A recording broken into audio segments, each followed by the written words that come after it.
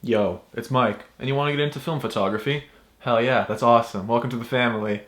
I understand you may have some questions or concerns as you dive into the medium, but don't worry, it's easy. Don't overthink things. I'm going to cover all the essentials. Let's get right into it. Go.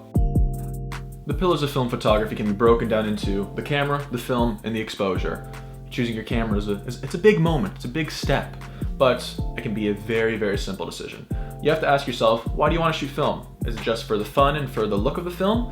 Or do you really want to get involved in the photographic process and really make a connection to the art? If you want all the fun with no frills, a point and shoot will have you sorted. Go to your local thrift shop, find a point and shoot hidden away in there, and you're good to go. But if you really want to get involved in film photography, you got to roll up your sleeves a little bit. The best way to learn is with a manual SLR camera, and I would recommend checking out either the Pentax K1000 or the Spotmatic.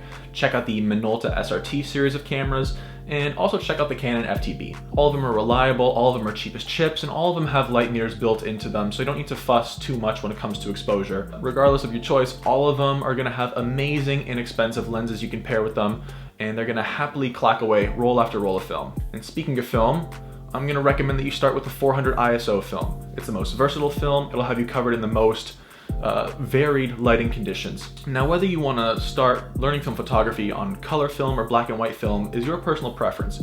But if you want to do it the hard way, if you want to learn all on your own about exposure without the help of a light meter, I'm going to recommend black and white, but I'm going to make a quick departure to talk about exposure for a little bit. The act of letting light in through the lens and onto the film.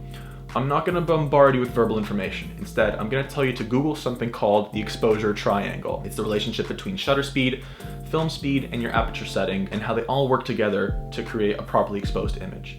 And if you're going to be doing this whole process without a light meter to tell you what's what, I'm going to also recommend you look up something called the Sunny 16 rule. It'll provide basic guidelines for exposure in varied lighting conditions. And returning to film, if you're going light meterless, again, stick to black and white film.